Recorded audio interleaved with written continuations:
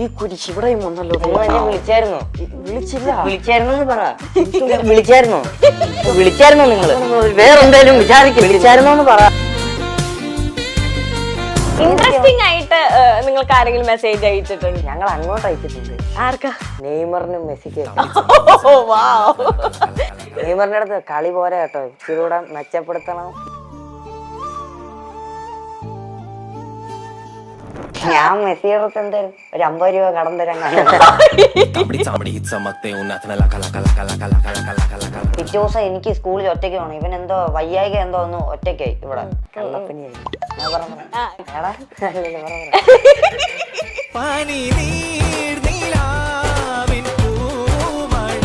ഞാനിന്ന് മൂത്രം ഒഴിക്കാൻ ഇറങ്ങി ഉടനെ ഇവനും പുറകിന് വരും. അതെന്താ? അതിന്റെ ഒരു ഗുട്ടൻസ് എന്താ? അപ്പോഴായിരിക്കും ആലോചിക്കുന്നത്, ശരിയാ മൂത്രം ഒഴിച്ചില്ലല്ലോ.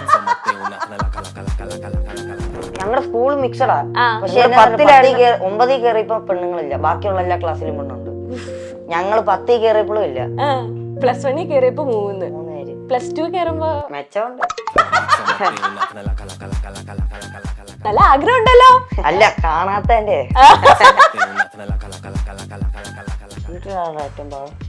ഞാനും അപ്പനും ഇല്ലേ, രണ്ടും കള്ളന്മാരാ. സത്യ. ഷൈൻചേട്ടൻ വന്നിട്ട് പറയും എന്നെ മാക്സിമം കളിയാക്കാൻ പറ്റുന്ന അത്രയും കളിയാക്കിക്കണം. ചേച്ചി വന്ന് പറഞ്ഞിട്ടങ്ങിരുന്ന് പോയി. ഇപ്പൊ ഏത് സ്കൂളിലാ പഠിക്കുന്നേ? MD സെമിനാരി. സെമിനാരി സ്കൂളിലാണ്. സെമിനാരി സ്കൂളാണോ? അല്ല, നമ്മൾ അച്ഛനല്ലോ. അല്ല, MD സ്നേഹപ്രകടനം എന്നൊക്കെ പറയുമ്പോ ഇവനെ എനിക്ക് എന്തോ പോലൊക്കെ. അല്ല, അങ്ങനെ എനിക്ക് ഇവനെ എന്ത് അല്ല സ്നേഹിക്കാനുള്ള സാധനം അല്ലല്ലോ. അല്ല, എനിക്ക് അതുപോലെ പ്രേക്ഷകരുടെ ഡൗട്ടാണ്, ഈ ബമ്പർ ചിരിയിൽ കിട്ടുന്ന പൈസ ഒറിജിനൽ ആണോ, അത് കിട്ടുവോ? പൈസ കിട്ടില്ലെന്ന് പറയാൻ മലയാളക്കാര് വരും. നിങ്ങൾ മനസ്സിൽ കാണുന്ന ഇവന്റ് അത് ഏതുമായിക്കോട്ടെ, അതിനെ കൂടുതൽ കളർഫുൾ ആക്കാൻ കൂടുതൽ സ്പെഷ്യൽ കണ്ടന്റോടുകൂടി milestone events, birthday party, engagement, കല്യാണം, കോർപ്പറേറ്റ് ഇവന്റ്സ്, അങ്ങനെ ഏത് ഇവന്റ്സും കൂടുതൽ സ്പെഷ്യൽ കണ്ടന്റോടുകൂടി നമുക്ക് മനോഹരമാക്കാം മൈൽസ്റ്റോൺ ഇവന്റ്സിലൂടെ. നമസ്കാരം. ടീച്ചിങ് കാർഡ് പ്രസൻസ് ദ കെന്ന ഷോ. ഇന്ന് എൻ്റെ കൂടെ ഉള്ളത് നമ്മുടെ മൈൽസ്റ്റോൺ ഫാമിലിയിലെ ഇവരാദ്യമായിട്ടാണ് നമുക്കൊപ്പം വരുന്നത്. ഒരുപാട് സന്തോഷമുണ്ട്. ഭയങ്കര ടാലന്റഡ് ആയിട്ടുള്ള 2 കിടു പേഴ്സൺസ് ആണ് ഇന്ന് എൻ്റെ ഷോയിൽ, കെന്ന ഷോയിൽ ഞാൻ നിങ്ങൾക്ക് മുന്നിൽ കൊണ്ടുവന്നിരിക്കുന്നത്. ഇവരിപ്പോൾ തന്നെ ഭയങ്കര വൈറലായി കഴിഞ്ഞിരിക്കുകയാണ്. അപ്പം ഞാൻ പ്രത്യേകിച്ചൊന്നും ഇവരെ കുറിച്ച് പറയുന്നില്ല. കെവിൻ ആൻഡ് എവിൻ, നമസ്കാരം. ഹലോ, എന്തൊക്കെയുണ്ട് വിശേഷം? സുഖം. ഞാൻ കേട്ടിട്ടുണ്ട് ട്വിൻസുകളൊക്കെ ഒരേ സമയത്ത് ഒരേ ഇതിലാ പറയുള്ളൂ, പക്ഷെ നിങ്ങൾ കുറച്ച് സ്ലോ ആണല്ലോ രണ്ടുപേരും അങ്ങോട്ടും ഇങ്ങോട്ടും. നല്ല വ്യത്യാസമുണ്ട് സ്വഭാവത്തിൽ വ്യത്യാസമുണ്ട്. ആരാ പാവം ഇതില്? അപ്പൂസാണ് പാവം. അവിടുന്ന് കോറസ് ആയിട്ട് ആരാ അപ്പു? ആരാ ഇതില്? മറിയത്തിന് മിഠായിയൊക്കെ കൊടുത്തിട്ടുണ്ടോ നേരത്തെ? സെറ്റാക്കി ഇല്ല. ഓക്കെ, നിങ്ങൾ ഭയങ്കര ഐഡന്റിക്കൽ ട്വിൻസാ അല്ലേ? വ്യത്യാസമുണ്ട്. ഇപ്പൊ കുറച്ച് വ്യത്യാസം എനിക്ക് തോന്നുന്നുണ്ട്. ഓക്കെ, ഉണ്ട്. ഇവിടെ കുറച്ച് പിമ്പിൾസ് ഒക്കെ വന്നിട്ടുണ്ടല്ലോ. ചിക്കൻ ബോക്സ് വന്നോ? ഓ, പണ്ട് വന്നാ? എനിക്ക് വന്നിട്ടുണ്ട്, പക്ഷെ ഞാൻ ഒന്നും കുത്തി പൊട്ടിച്ചിട്ടുണ്ടായിരുന്നില്ല. രണ്ടാമത് വരുന്ന ആൾക്കാർക്ക് കുറെ വരുമെന്നാ പറയുന്നത്. ഇനിയും വരുമോ? ഇവനേക്കാളും കുറച്ച് അധികമായിട്ട് എനിക്കാ വന്നത്. ആണോ? ഇവന്റെ കയ്യിലിരിപ്പ് കൊണ്ട് തന്നെ ഇങ്ങനെ പറ്റിയത്. ചൊറിയണ്ടെന്ന് പറഞ്ഞിട്ട് ചൊറിഞ്ഞു പൊട്ടിച്ചു. ചൊറിയാൻ പാടില്ല. ചൊറിഞ്ഞിട്ടുണ്ട് ഇങ്ങനെ പാടുവരും. കുഴപ്പമില്ല, ഇപ്പം വ്യത്യാസം ഉണ്ടല്ലോ, അതുകൊണ്ട് പിന്നെ കുഴപ്പമില്ല. അതെ, നിങ്ങളുടെ ജോഡീശ്വരൻ ഭയങ്കര വൈറലായി കണ്ടിരിക്കുന്നത്. 65 ലാക്കാണ് അതിന്റെ വ്യൂസും കാര്യങ്ങളൊക്കെ പോയിരിക്കുന്നത്. ഇതൊക്കെ കണ്ട് ഒരുപാട് പ്രേക്ഷകർ വിളിച്ചോ? എന്താണ് അത് കഴിഞ്ഞിട്ടുള്ള നിങ്ങളുടെ ഒരു ലൈഫ് ജേർണി എങ്ങനെയായിരുന്നു? അത് ഞങ്ങൾ എപ്പോഴും എടുത്ത് കമന്റ് നോക്കും. കമന്റ് നോക്കാൻ നല്ല രസമാണ്. സൂപ്പർ, നല്ല രസമുണ്ട്. നിങ്ങൾക്ക് പിന്നെ എല്ലാം സൂപ്പർ അടിപൊളി എന്നൊക്കെ ആയിരിക്കുമല്ലോ വരും, അപ്പൊ വായിക്കാൻ കുറച്ചും കൂടെ സുഖമായിരിക്കും അല്ലേ? പിന്നെ പുതിയ ഫിലിം ഓഫറോ അങ്ങനെ എന്തെങ്കിലുമൊക്കെ വന്നോ? ഫിലിമൊന്നും വന്നില്ല. ആരെങ്കിലും വിളിക്കണം പ്ലീസ്. അതെ, ആരെങ്കിലും വിളിക്കണം. അതുകൊണ്ട് ഒരാൾ ഫിലിം ഏതെങ്കിലും ഇങ്ങനെ ലൈക്ക് ഫേമസ് ആയ ഡയറക്ടർ അങ്ങനെ ആരെങ്കിലും ഇത് കണ്ടിട്ട് വിളിച്ചോ? നിങ്ങളുടെ ഒരു സ്പോണ്ടേനിയസ് ആയിട്ടുള്ള ഗിവ് ആൻഡ് ടേക്ക് ഒക്കെ കണ്ടിട്ട്? വിളിച്ചില്ല അങ്ങനെ ആരും. ഓരോ സ്ഥലത്തൊക്കെ പോകുമ്പോ ആൾക്കാര് പറയും നിങ്ങളുടെ ആ സ്കിറ്റ് കൊള്ളാം, അത് നല്ല. ചിലപ്പോ ചില സ്കൂളിലൊക്കെ ഈ ഉദ്ഘാടനത്തിനും ഉദ്ഘാടനം അല്ലല്ലോ, ആദരവിനെയൊക്കെ വിളിക്കും. ഓക്കെ. വിളിക്കുമ്പോ മെയിൻ ആയിട്ട് ഈ സ്കിറ്റിനെ കുറിച്ചൊക്കെയാ പറയുന്നത്. ഈ സ്കിറ്റിനെ കുറിച്ചാണ് പറയുന്നത്. ഇത് കണ്ടിന് ഷൈൻ ചേട്ടന്റെ മുന്നിലാണല്ലോ ഇത് പ്രസന്റ് ചെയ്തത്. നേരത്തെ നിങ്ങൾ ഒരു ഷൈൻ ചേട്ടന്റെ സ്കിറ്റ് ചെയ്തായിരുന്നു, പക്ഷെ അന്ന് ഷൈൻ ചേട്ടൻ ഇല്ലായിരുന്നു. ഇത് ഷൈൻ ചേട്ടൻ ഇരിക്കുമ്പോ തന്നെ ഒരാളെ കാണിച്ച് അങ്ങ് എന്താ പറയാ അഴിഞ്ഞാട്ടോ എന്നൊക്കെ പറയില്ലേ, അങ്ങനെ. ഇത് കഴിഞ്ഞിട്ട് നമ്മുടെ ആക്ഷൻ കട്ടെല്ലാം തീർന്നതിന് ശേഷം ഷൈൻ ചേട്ടൻ എന്താ പറഞ്ഞത്? അത് തുടങ്ങുന്നതിന് മുന്നേ പറഞ്ഞായിരുന്നു, ഇത് യുവർ ടൈം സ്റ്റാർട്ട്സ് നൗ എന്ന് പറഞ്ഞിട്ട് ഒരു കട്ട് വിളിക്കും. എപ്പോഴും അങ്ങനെ വിളിക്കും. അതെ അതെ അതെ. ഞങ്ങൾക്ക് പേടിയാ. ഞങ്ങള് ബാക്കിയുള്ള സ്കിറ്റ് ഷൈൻ ചേട്ടൻ ഇല്ലാതെ കളിച്ചത്. ഈ സ്കിറ്റ് അത് ഷൈൻ ചേട്ടന്റെ ഫ്രണ്ട് ഇരുന്ന് കളിക്കണം. ഭയങ്കര പേടിയായിരുന്നു. ഇപ്പൊ കട്ട് വിളിച്ച് പ്രോപ്പർട്ടി എല്ലാം സെറ്റ് ചെയ്യാൻ വേണ്ടി എല്ലാരും വന്ന് ഇങ്ങനെ സെറ്റ് ചെയ്യുന്ന ഒരു 5 മിനിറ്റ് ബ്രേക്ക് ആയിരുന്നു പ്രോപ്പർട്ടി സെറ്റ് ചെയ്യാൻ വേണ്ടി. അപ്പൊ ഷൈൻ ചേട്ടൻ വന്നിട്ട് പറയും എന്നെ മാക്സിമം കളിയാക്കാൻ പറ്റുന്ന അത്രയും കളിയാക്കിക്കണം. സ്റ്റേജി വന്ന് പറഞ്ഞിട്ടങ്ങിരുന്ന് പോയി. ഓ, അപ്പൊ കുറച്ചും കൂടെ ഒരു ധൈര്യം. പേടിയായിരുന്നു, ഭയങ്കര പേടിയായിരുന്നു. പക്ഷെ പെർഫോമൻസ് കണ്ടപ്പോ ഞങ്ങൾക്ക് അങ്ങനെ തോന്നിയില്ലല്ലോ. ഓക്കെ. ഇത് കഴിഞ്ഞതിന് ശേഷം ഇത് കാണുന്നതിന് മുന്നേ ആണല്ലോ ഷൈൻ ചേട്ടൻ പറഞ്ഞത്. കഴിഞ്ഞതിന് ശേഷം എന്താ പറഞ്ഞത് നിങ്ങളുടെ ആ ഒരു ലൈവ് പെർഫോമൻസ് ഒക്കെ? ഈ സ്കിറ്റിന് ക്ലൈമാക്സ് ഇല്ല. സാധാരണ സ്കിറ്റ് എന്തെങ്കിലും പറഞ്ഞ് നിർത്തുക. അതെ. ഇത് എന്റെ അടുത്ത് ഞാൻ പറഞ്ഞേക്കുന്ന ഷൈൻ ചേട്ടന്റെ അടുത്ത് പോയിട്ട് ഒരു ഡാൻസ് കളിക്കാൻ വരുന്നു എന്ന് പറഞ്ഞ് വിളിച്ചു വരുത്തിട്ട് ഡാൻസ് കളിക്കുന്നതായിട്ടാണ് ക്ലൈമാക്സ്. അവിടെ ചെന്ന് കഴിയുമ്പോ ഷൈൻ ചേട്ടൻ തിരിച്ച് സംസാരിക്കാൻ തുടങ്ങി. സംസാരിച്ചില്ല സ്കിറ്റ് കളിയില്ലേ, അങ്ങനെ സംസാരിക്കാൻ തുടങ്ങി. സംസാരിച്ച് വന്നപ്പോൾ ഇവൻ നീ എന്തായിരുന്നു പറഞ്ഞ എനിക്ക് ഷുഗറാ ഞാൻ ഇല്ല പോവാന്ന് ഇവനും ഞങ്ങൾക്ക് അറിയത്തില്ല. ഞങ്ങളുടെ അടുത്ത് പറഞ്ഞേക്കുന്ന ഷൈൻ ചേട്ടനെ വിളിച്ച് സ്റ്റേജിൽ കൊണ്ടുവരാ ഒരു ഡാൻസ് കളിക്കുക. ഓർത്തില്ല ഷൈൻ ചേട്ടൻ എന്തേലും പറഞ്ഞു. പക്ഷെ പിടിച്ചു നിന്നു. അത് ഭയങ്കര അടിപൊളി ആയിട്ടുണ്ടായിരുന്നു. അത്രയും വെച്ച സ്കിറ്റ് ഫുള്ള് പോകും. അവിടെ ചെന്ന് കഴിയുമ്പോ ഒന്നും മിണ്ടിയില്ലെങ്കിൽ അവര് വിചാരിക്കും പഠിച്ചു വെച്ച പോലെ പറയാൻ. ഓക്കെ. അപ്പൊ നിങ്ങൾക്ക് പിന്നെ ആ ഒരു ടാലന്റ് ഉള്ളതുകൊണ്ട് പിന്നെ കുഴപ്പമില്ലല്ലോ അല്ലെ? കാരണം ഇപ്പൊ ഒരുപാട് മറ്റേ ഓൺലൈൻ മീഡിയയിലൊക്കെ നിങ്ങൾ ഇന്റർവ്യൂ കൊടുത്തിട്ടുണ്ടെങ്കിൽ ഞങ്ങളുടെ മൈൽ സ്റ്റോൺ ഫാമിലി നിങ്ങൾ രണ്ടുപേരും ഫസ്റ്റ് ടൈമാണ്. അപ്പൊ കട്ടുറുമ്പിലൂടെയാണ് നിങ്ങളുടെ ഈ ഒരു കരിയർ അല്ലെ സ്റ്റാർട്ട് ആവുന്നത്. ഇപ്പൊ ഈ ചെറുപ്പത്തിലെ ഈ എങ്ങനെയാണ് നിങ്ങൾക്ക് ഇങ്ങനത്തെ ഒരു കാലിബർ ഉണ്ട്, ഇങ്ങനെ ആക്ടിങ് സ്കിൽ ഉണ്ടെന്നൊക്കെ ആദ്യം തിരിച്ചറിഞ്ഞത് ആരാ? പപ്പയാണോ, മമ്മിയാണോ, ചേച്ചിമാരാണോ? ഞങ്ങക്ക് ശരിക്കും വലിയ കഴിവൊന്നും ഇല്ലായിരുന്നു. സത്യമായിട്ട് ഇല്ലായിരുന്നു. ഇതിപ്പോ കട്ടുറുമ്പിന്റെ ടിവിയിൽ ഇങ്ങനെ എന്തോ എഴുതി കാണിച്ച് ഇന്ന പ്രായത്തിലുള്ള പിള്ളേർക്ക് ഒരു ഓഡീഷൻ ഉണ്ട്, കുട്ടിയും കോലും ഒന്നും കണ്ടായിരുന്നില്ല ആദ്യമേ, അങ്ങനെ കണ്ടായിരുന്നു. അപ്പൊ ഞങ്ങക്ക് താല്പര്യം ഇല്ലായിരുന്നു, ഞങ്ങൾക്കൊന്നും അറിയത്തുമില്ലായിരുന്നു. അപ്പൊ ഞങ്ങക്ക് 2 ചേച്ചിമാരുണ്ട്. അതില് മൂത്ത ചേച്ചി കാവ്യ പറഞ്ഞ് പോകാൻ ചുമ്മാ ലുലു ഒക്കെ കാണാൻ പോവാന്ന് പറഞ്ഞു.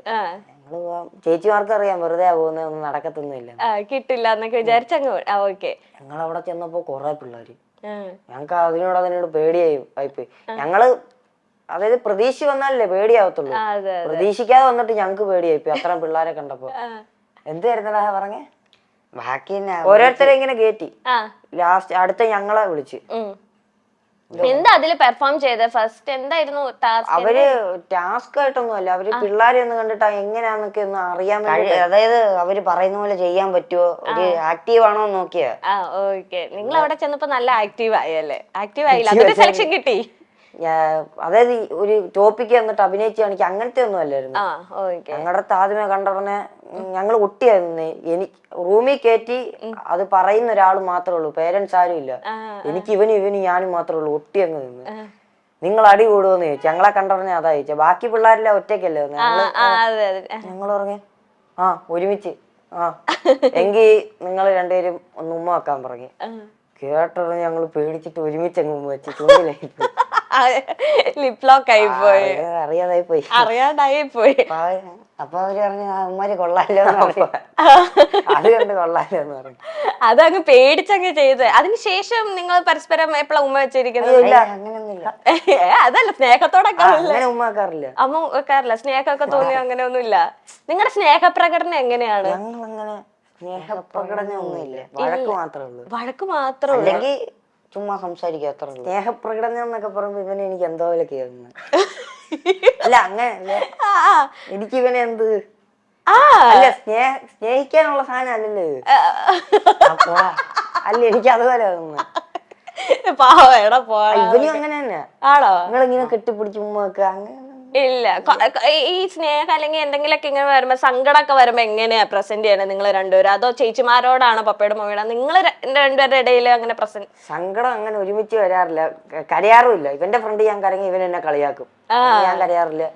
സഹോദരന്മാരെ പോലെയല്ല, കൂട്ടുകാരന്മാരെ പോലെ, അത്ര. അതെ. എന്നാലും ഒരു ഉള്ളിന്റെ ഉള്ളില് ഒന്ന് കണ്ണീരൊക്കെ വന്നിട്ടുണ്ടെങ്കിൽ ഒരു സങ്കടമൊക്കെ വരും അല്ലേ? കണ്ണീര് വന്നിട്ടുണ്ട് വഴക്കൊക്കെ പറയുമ്പോ. ഇവനപ്പൊ കളിയാക്കും എന്നെ. ഞാൻ നേരത്തെ പറഞ്ഞത് തന്നെ, അങ്ങനെ ഒരുമിച്ച് ഞങ്ങള് കരങ്ങിട്ടില്ല. എടാന്ന് പറഞ്ഞ് കെട്ടിപ്പിടിച്ച് അങ്ങനെ കരങ്ങിട്ടില്ല. ഓക്കെ. അണ്ണനും തമ്പിയൊക്കെ പോലെ തന്നെ ആ സിനിമയിലത്തെ അവരുടെ ഒരു നേരെ നോക്കിയ അടിയായിരിക്കും. അങ്ങനെയാണോ നിങ്ങളും? അങ്ങനെ അടിയുമല്ല, പക്ഷെ പെട്ടെന്ന് അടിയാവും. ഒരു ദിവസം അടി കൂടാത്തൊരു ദിവസം ഇല്ല. ഇന്ന് കൂടിയോ? പിന്നെ ഇതിന്റെ കാരണമൊന്നുമില്ല, ചുമ്മാ എന്താണ്ടൊക്കെ ഈ ഇന്റർവ്യൂ കഴിഞ്ഞതിന് ശേഷം അങ്ങ് കൂടാ. കാരണം അങ്ങനെ ഒന്നും വേണ്ട അല്ലെ? ഈ ഏറ്റവും സപ്പോർട്ടീവ് ആരാ നിങ്ങൾ രണ്ടുപേരിലും? പരസ്പരം എന്താ പറയാ, ഒരു മോട്ടിവേഷൻ ഒക്കെ തരുന്നതും അല്ലെങ്കിൽ അങ്ങനെ? മോട്ടിവേഷൻ ഇല്ല, നെഗറ്റീവ് ഉണ്ട്. നെഗറ്റീവ്? നല്ല കാര്യം എന്തെങ്കിലും നല്ല കാര്യം ഇല്ല, നമ്മുടെ നല്ല കാര്യം നടന്നിട്ടില്ല, അതുകൊണ്ട് തന്നെ ബമ്പർ അടിച്ചില്ലേ, അതൊക്കെ നല്ല കാര്യല്ലേ. ഇതൊക്കെ വന്നില്ലേ, അതൊക്കെ നല്ല കാര്യമില്ല, അതൊക്കെ പറയാ. അല്ല, ഈ നെഗറ്റീവ് പറഞ്ഞതിന് ഇപ്പൊ എല്ലാരും മടിക്കുന്നത് അതാണല്ലോ. പക്ഷെ അത് പറയുമ്പോഴത്തേനും നമുക്ക് അത് മാറ്റാനുള്ള ഒരു ഇത് വരില്ല. എന്റെ ഇത് കൊള്ളത്തില്ല, അല്ലെങ്കിൽ ഇത് ചെയ്താൽ ഇങ്ങനെ ശരിയാവുന്ന പറയുമ്പോ നമുക്ക് അങ്ങനെ ഒരു ഇത് വരത്തില്ലേ? അങ്ങനല്ല, അത് ഇവൻ പറയും. സ്കിറ്റ് ഇപ്പൊ നാളെ കളിക്കണമെങ്കിൽ ഞാൻ ഇന്ന് കൊറേ നെഗറ്റീവ് പറയും എന്റെ അടുത്ത്. നെഗറ്റീവ് അല്ല, നെഗറ്റീവ് എന്റെ പേര് കാരണം. എടാ ഈ സ്കിറ്റ് കൊള്ളാവോടാ. അപ്പൊ ഇവനും ടെൻഷനാ, എനിക്ക് ടെൻഷൻ അടിക്കാതിരിക്കാൻ വേണ്ടിട്ടാ ഞാൻ ഇവന്റെ അടുത്ത് പറയുന്നത്. അപ്പൊ ഇവൻ കൊള്ളാന്ന് പറയാം, അപ്പൊ കുറച്ച് ആശ്വാസമായിരിക്കും. എങ്ങനെ ചിരിച്ചില്ല എന്തോ ഇടാ, ഞാൻ അങ്ങനെ കൊറേ പറഞ്ഞോണ്ടിരിക്കും നെഗറ്റീവ് ആവും ഇവന്. ഞാൻ അപ്പൊ പറയും, എടാ ചിരിക്കടാ കുഴപ്പമില്ല. പക്ഷെ ചിരിച്ചില്ല, അഞ്ചെങ്ങാണം കിട്ടും. എടാ ചിരിക്കടാ കുഴപ്പമില്ല. എനിക്കത് കേറുമ്പോ തുറങ്ങി വരും, ഇരിക്കാൻ തോന്നുന്നു ഇടയ്ക്കിടയ്ക്ക്. ഞാൻ നാളെ കളിച്ചേ പറ്റത്തുള്ളൂ ഇവന്റെ കൂടെ. അത് കഴിഞ്ഞ് പിന്നെ എന്തെങ്കിലും ഒക്കെ ആയിക്കട്ടെ, സ്കിറ്റ് കളിക്കാൻ വേണം. അതെ, സ്റ്റേജിൽ കയറിയ പിന്നെ ഇവൻ അല്ല അല്ലേ? ഈ എല്ലാവരുടെയും നമ്മുടെ പ്രേക്ഷകരുടെ ഡൗട്ടാണ്, ഈ ബമ്പർച്ചിരിയിൽ കിട്ടുന്ന പൈസ ഒറിജിനൽ ആണോ, അത് കിട്ടുവോ? ഇങ്ങനെ ചുമ്മാ നമുക്ക് കിട്ടുന്ന ഷോർട്ട് ഡമ്മി ആണെങ്കിലും അത് ഒറിജിനൽ ആയിട്ട് കിട്ടും, അങ്ങനത്തെ ഒക്കെ ഒരുപാട് ഡൗട്ടുകളൊക്കെ ഉണ്ട്. പൈസ നിങ്ങൾക്ക് കിട്ടിയിട്ടില്ലേ? പൈസ കിട്ടില്ലെന്ന് പറയാൻ മനഃപ്പക്കാര് കൊല്ലും. അല്ല, പൈസ ഉണ്ട്, പൈസ കിട്ടും. ആ കൊടുക്കുന്നത് ഡമ്മിയാ, അത് അക്കൗണ്ടിൽ കൂടെ വരുന്നത്. അതെ. അപ്പൊ ഈ ഫസ്റ്റ് ബമ്പർ അടിച്ച പൈസയും കൊണ്ട് നിങ്ങൾ എന്താ ചെയ്തേ? ബമ്പർ അടിച്ച പൈസയും കൊണ്ട് നമ്മൾ എന്ത് ചെയ്തു? ഞങ്ങള് വീട്ടുകാർക്കും കൊടുക്കും. എല്ലാ വീട്ടുകാർക്കും കൊടുക്കാണ്, നല്ല മക്കള്. സേവ്, അല്ലാതെ പോക്കറ്റ് മണി അങ്ങനെ സേവിങ്സ് അങ്ങനെ ഒന്നുമില്ല. ആരെയും ഏൽപ്പിക്കുന്ന? പപ്പയുടെ കയ്യിലാണോ? ഞങ്ങളുടെ അക്കൗണ്ടിൽ. അതെ, പപ്പയുടെ മുതിർന്നവരുടെ അക്കൗണ്ട്, ചേച്ചിയുടെ അക്കൗണ്ടിലെങ്ങാണ്ടാ പോകുന്നത്. ചേച്ചിയുടെ അക്കൗണ്ടിലേക്കാണ് പോകുന്നത്. അപ്പൊ ഇങ്ങനെ വന്നതിന് ശേഷം ഞങ്ങൾക്ക് കിട്ടിയ പൈസ അങ്ങനെയൊന്നും ചോദിക്കാറില്ല. ചേച്ചി കൊച്ചു പിള്ളേരായോണ്ട് കിട്ടിയെന്ന് ഞങ്ങളുടെ അടുത്ത് പറഞ്ഞിട്ടില്ല, അതുകൊണ്ട് ചോദിക്കാനും പോയിട്ടില്ല. ഇപ്പൊ വേണോ ചോദിക്കാം? ഇപ്പൊ ചോദിച്ചു കഴിഞ്ഞാൽ ഓഹോ നിനക്കൊക്കെ പൈസ ഇതാ അഹങ്കാരം വന്നത്, അതുകൊണ്ട് ചോദിക്കത്തില്ല. അയ്യോ, അന്ന് നിങ്ങൾക്ക് അറിയില്ല, പക്ഷെ ഇപ്പൊ അറിയാൻ തുടങ്ങി. ചോദിക്കാനൊരു പേടി. ചോദിച്ചു കഴിഞ്ഞാൽ പറയും ചേച്ചി ബാക്കിൽ ഇരിക്കുന്നുണ്ടല്ലോ. അമ്മയാണ് പറയുന്നത്. ഓക്കെ. നിങ്ങൾക്ക് ഈ ഫ്യൂച്ചറിൽ ഇനി എന്താകണം എന്നാണ്? ലൈക്ക് ആക്ടിങ് ഫീൽഡ് അല്ലെങ്കിൽ ആ ഒരു മീഡിയ കരിയർ ആണ് ഫോക്കസ് ചെയ്യണം, അതോ പ്ലസ് പഠിത്തവും കൂടെ മുന്നോട്ടേക്ക് കൊണ്ടുപോകണം, അല്ലെങ്കിൽ അങ്ങനെ എന്താണ്? രണ്ടും കൊണ്ടുപോകണമെന്ന് ആഗ്രഹമുണ്ട്. രണ്ടും കൊണ്ടുപോകണമെന്നാണ്, ഒന്നിനല്ല രണ്ടും ബാലൻസ് ചെയ്ത് കരിയർ വൈസ് എന്താകാനാണ് നിങ്ങൾക്ക് ഏറ്റവും ആഗ്രഹം? നീ പറ, തീരുമാനിച്ചിട്ടില്ല. രണ്ടുപേരും ഒരേ ഇതാണ് ചൂസ് ചെയ്യുള്ളൂ? അതൊക്കെ ഒരേപോലൊക്കെ. അല്ല, ഏത് ജോലിയൊക്കെ? അല്ല, കോഴ്സുകളും കാര്യങ്ങളൊക്കെ അല്ല, വേറെ വേറെ ഒരേപോലെ. എന്താ പ്ലാൻ? എന്താ കരിയർ ചോദിക്കല്ലേ? എന്നാലും എന്തെങ്കിലും. ഞങ്ങള് കമ്പ്യൂട്ടർ സയൻസ് എടുത്തേക്കുന്നത്. ഓക്കെ. എഞ്ചിനീയറിംഗ് ആ ഒരു മേഖലയിലോട്ടുള്ള. അതെ, കമ്പ്യൂട്ടർ സയൻസ് എടുത്ത് ഒന്നെങ്കിൽ എഞ്ചിനീയറിംഗ് എന്ത് വേണേലും പോവാലോ എന്ന് കരുതിക്കൊണ്ടാണോ? ഓക്കെ. അപ്പം ഇപ്പൊ ഏത് സ്കൂളിലാണ് പഠിക്കുന്നേ? MD സെമിനാരി. സെമിനാരി സ്കൂളിലാണ്. സെമിനാരി സ്കൂളാണോ അത്? അല്ല, നമ്മൾ അച്ഛനല്ലോ. അല്ല, MD സെമിനാരി ഹയർ സെക്കൻഡറി സ്കൂൾ. ഇത് പറഞ്ഞില്ല, സ്കൂളിൽ കേട്ടത്തില്ലല്ലോ. അതെ. അപ്പൊ സെമിനാരി ഞാൻ ഓർത്തിരുന്നു നിങ്ങൾക്ക് ഇനി ദൈവവിളിയൊക്കെ കിട്ടിയ അച്ഛൻ. പള്ളി സ്കൂളാണ്. പള്ളി സ്കൂളാണ്. ഓക്കെ. അപ്പൊ ആ സ്കൂളിൽ ചെല്ലുമ്പോ എങ്ങനെയാണ് ഇപ്പൊ ഈ ജോഡീശ്വരന് ഈ ഇത്രയും ഹിറ്റ് അടിച്ചതിന് ശേഷമുള്ള ഒരു എൻട്രി ഉണ്ടല്ലോ സ്കൂളിലേക്ക്, അപ്പൊ ആ ഒരു എൻട്രി എങ്ങനെയായിരുന്നു? കേറിയ ഉടനെ എല്ലാമാരും പറയുന്നത് എനിക്ക് ഷുഗർ. ക്ലാസ്സിൽ കയറി ചെന്നപ്പോ തന്നെ അപ്പൊ എന്താ തിരിച്ച് കൗണ്ടർ പറഞ്ഞേ? തിരിച്ചൊന്നും പറഞ്ഞില്ല. അപ്പത്തേക്ക് ബെല്ലടിച്ച് ടീച്ചർ വന്നു. ടീച്ചേഴ്സ് എന്തെങ്കിലും പറയാറുണ്ടോ ഇതെല്ലാം കണ്ടിട്ട്? ഞാൻ അത് ഞങ്ങള് ഇടയ്ക്കിടയ്ക്ക് ആബ്സെന്റ് ആകുന്നോണ്ട് ടീച്ചറിന്റെ അടുത്ത് പോയി പറയുന്നുണ്ട്. അത് എപ്പോഴും ഉള്ള ഒരു പതിവാ. ഒരു ഷെഡ്യൂൾ ഇച്ചിരി നീണ്ടുപോയി, പറയാൻ പറ്റിയില്ല ടീച്ചറിന്റെ അടുത്ത്. അതും പിന്നെ കുറച്ചധികം ദിവസമായി പോയി. അപ്പൊ ഞാൻ പിറ്റേ ദിവസം എനിക്ക് സ്കൂളിൽ ഒറ്റയ്ക്ക് പോകണം. ഇവൻ എന്തോ വയ്യായിക എന്തോ ഒന്ന് ഒറ്റയ്ക്കായി ഇവിടെ. കള്ളപ്പനിയായിരുന്നു.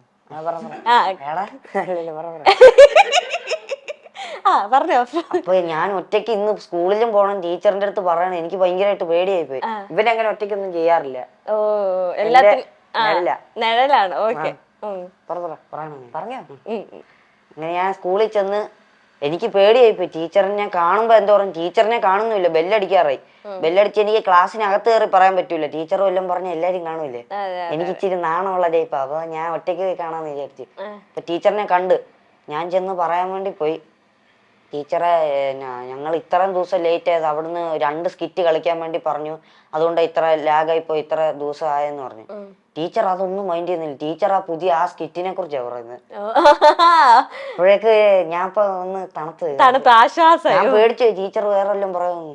നിങ്ങൾക്ക് ആ ഒരു സ്റ്റാർഡം അല്ലെങ്കിൽ അങ്ങനത്തെ ഒരു ട്രീറ്റ് ആണോ സ്കൂളിൽ കിട്ടുന്നത്? അല്ല അല്ല അല്ല ഇനി സ്കൂളിൽ പോണം. അല്ല അങ്ങനൊന്നും ഇല്ല. ഞങ്ങള് വലിയ സൈസ് ഒന്നും ഇല്ലാത്തോണ്ടേ പ്ലസ് 1 എന്നാലും കൊച്ചു പിള്ളേരൊക്കെ കാണുമ്പോ എടാ ഇത് മറ്റവന്മാരില്ല. അങ്ങനെ ഞാനും എന്റെ ഒരു കൂട്ടുകാരനും കൂടെ വെള്ളം എടുക്കാൻ വേണ്ടി 9ാം ക്ലാസ്സിൽ പോയാ ഇത്ര ഉള്ളൊരു പയ്യൻ, ഇത്രയല്ല അതാ കാര്യം പറയല്ലേ, 9ാം ക്ലാസ് ഇത്ര. അപ്പൊ വെള്ളം എടുക്കാൻ പോയപ്പോ ഒരുത്തൻ വെള്ളം എടുത്തോണ്ടിരിക്കുമ്പോ എടാ നീ മറ്റേതല്ലേടാ, എടാ നീ മറ്റേതാ. അപ്പൊ ഞാൻ ശരി ശരി മറ്റേ എന്റെ കൂടാന്ന് എന്നെ കളിയാക്കുമായിരുന്നു ആ ദിവസം ഫുള്ള്.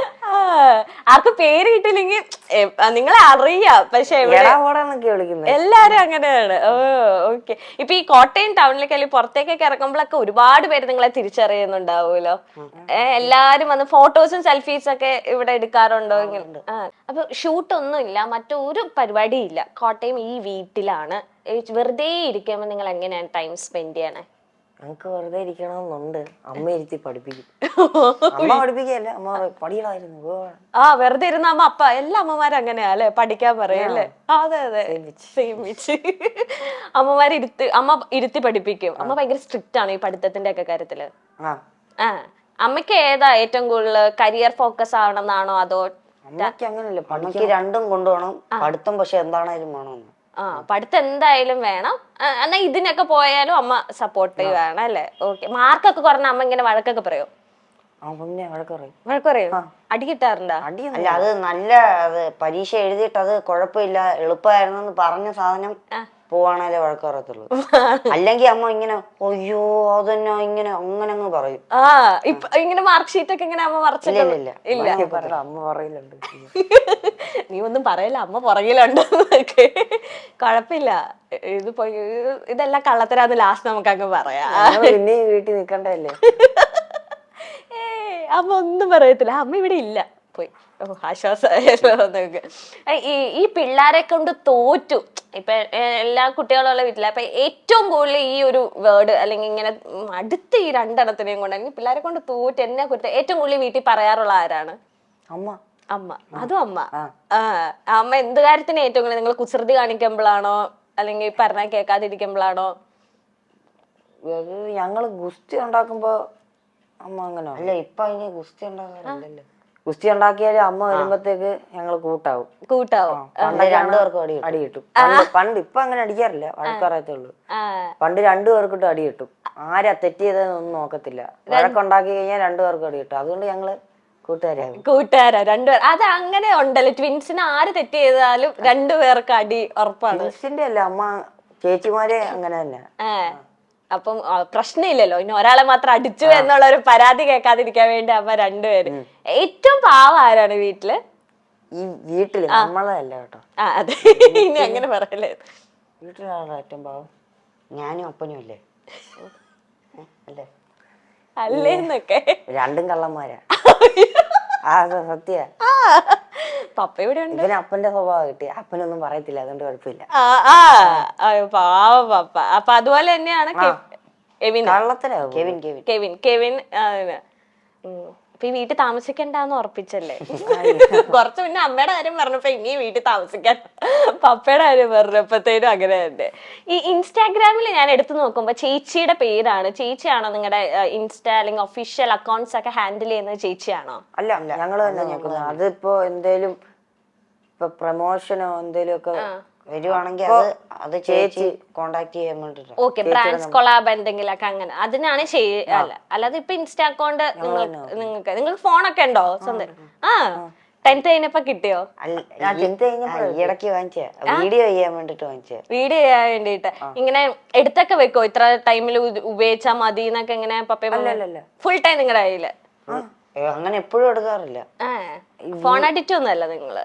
ഓക്കെ.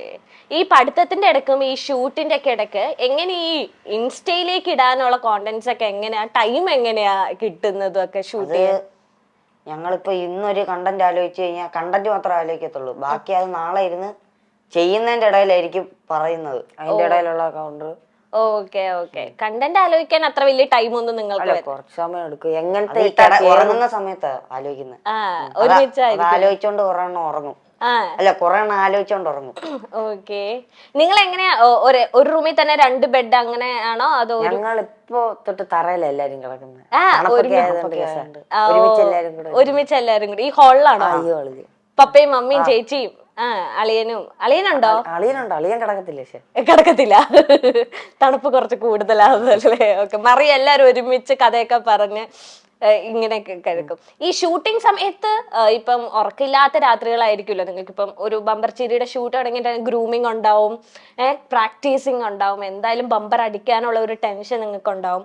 അപ്പൊ അവിടുത്തെ ഒരു എങ്ങനെയാ നിങ്ങളുടെ ഒരു ദിവസം എങ്ങനെയായിരിക്കും ഒരു ഷൂട്ട് തുടങ്ങിയിട്ടുണ്ടെങ്കിൽ ബമ്പർ ചിരിയില്? അവിടെ 4 ദിവസം ഗ്രൂമിങ്ങും 4 ദിവസം ഷൂട്ടുവാ. ഓക്കെ. അപ്പൊ ഈ 4 ദിവസം ഗ്രൂമിങ് എന്തായാലും അറ്റൻഡ് ചെയ്യണം. അത് കഴിഞ്ഞിട്ടുള്ള 4 ദിവസം ഷൂട്ടിൽ ഏതേലും ഒരു ദിവസമായിരിക്കും നമുക്ക് ഷൂട്ട്. അപ്പൊ പക്ഷെ 8 days നമ്മൾ ഹോൾഡ് ആയിരിക്കും. 8 days വേണ്ട, നമ്മളാ ഗ്രൂമിങ്ങിന്റെ 4 ദിവസം വേണം. നമ്മുടെ ഷൂട്ട് ഡേറ്റ് അനുസരിച്ചിരിക്കും. നമ്മളെ പോലെ തന്നെ ഇവിടെ ഒരു 40ഓളം ആൾക്കാർ കാണുമല്ലേ ഒരു ഷെഡ്യൂള് ഇങ്ങനെ പങ്കെടുക്കാൻ വേണ്ടിട്ട് വരുന്നത്. അപ്പൊ ഒരു ദിവസം തന്നെ 9 പെർഫോമൻസ് കയറും. അതിലൊന്ന് ഞങ്ങളുടെ അങ്ങനത്തെ. ആരെ ഷൂട്ടിംഗ് സമയത്തൊക്കെ നിങ്ങളുടെ ഒപ്പം ഇങ്ങനെ ഉറക്കമൊക്കെ ഒഴിച്ച് ഇങ്ങനെ നിൽക്കുന്ന ആരാ? അമ്മയാണ് വരുന്നത് അല്ലേ? ഷൂട്ടിംഗ് എന്ന് പറഞ്ഞാൽ അത് രാത്രി വരെ ഒന്നും പോകത്തില്ല. മനോരമ പോകുന്ന സുഖാ ശരിക്കും.